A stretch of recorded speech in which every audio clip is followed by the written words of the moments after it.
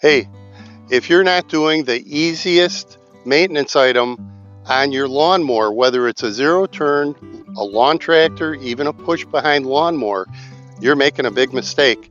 Because I'll tell you what, if you don't change the air cleaner in your lawnmower engine, it's going to reduce the lifetime significantly of this engine. And you don't want that. They're very expensive. So today, I'm going to show you how to change the air cleaner. It's super easy right here on the Everyday Man. First thing I want to show you is look at the condition of your lawnmower. It's going to tell you, number one, the first thing if you need to change your air cleaner. Now look at mine. Now I haven't washed it in a while, but you'll notice something about this. It's extremely dusty.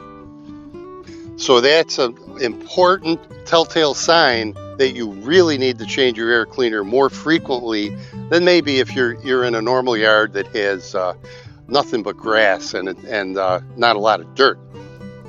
It's a pretty simple process. A lot of times you might have to take a cover off. This is the cover for it. In this case, they make it pretty easy. You just turn those to the side and the cover pops up and off, right? And then here's the air cleaner. And look at this. That's really dirty. So again, in my case, they made it so you don't need any tools. I've got a turnbuckle here, like a wing nut. First thing we want to do is get this nice and loose so that we can pull this rubber off. Well, we're going to pull it up, and it's rubber, so it bends. There we go. So here's the air cleaner. Now look, that was the top, right? Check this out. Look at the bottom. That's the air cleaner itself. I'm not going to clean this. I'm not going to blow it out. You know why?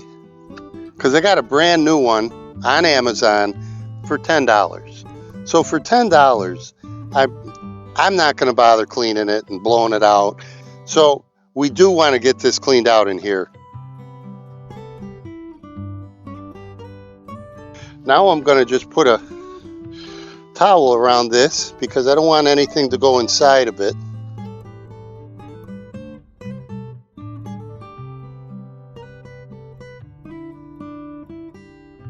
Next step is let's just give it a quick spray.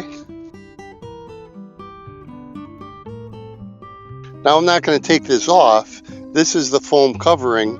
I'm just going to leave it on right like it is. This is perfect. Put that on. So we're just going to bend that up, slide that in, and tighten it down.